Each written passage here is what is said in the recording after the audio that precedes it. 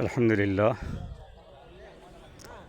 মূলধারার সাথীদের 5 দিনের জোর উপলক্ষে ময়দানের প্রস্তুতির কাজ পুরোদমে এগিয়ে চলছে। বিভিন্ন বয়সের সাথীরা নিরলস পরিশ্রম করে মাঠ প্রস্তুতের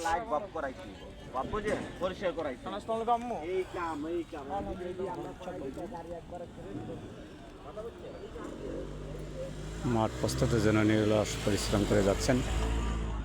আল্লাহ তাআলা সকলের পরিশ্রমকে কবুল করুক।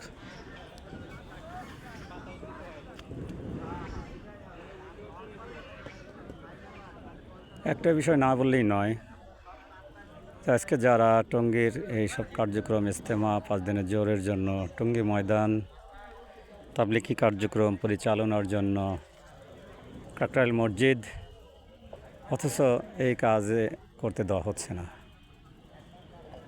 তো একদিকে যেমন সাথীদের উপকার হচ্ছে, জান মালের কোরবানি হচ্ছে, এদের যদি ক্লাস ঠিক থাকে এরা তো আল্লাহর কাছে দামি হয়ে যাচ্ছে।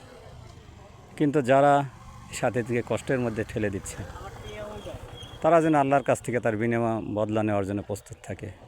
আল্লাহ তাআলা অবশ্যই বদলা দেবেন, হয় দুনিয়াতে না হয় আখিরাতে। কেন আল্লাহ তাআলা কোনোভাবে এটা পছন্দ করেন না যে মানুষ মানুষকে কষ্টের মধ্যে ঠেলে দেখ, মানুষ মানুষের জন্য কষ্টের কারণ হোক। এটা আল্লাহ তাআলার পছন্দ না। আল্লাহ তাআলা আমাদের সবাইকে সহিহ বুঝ দান করুক, আমিন। আসসালামু আলাইকুম ওয়া রাহমাতুল্লাহি ওয়া বারাকাতুহু।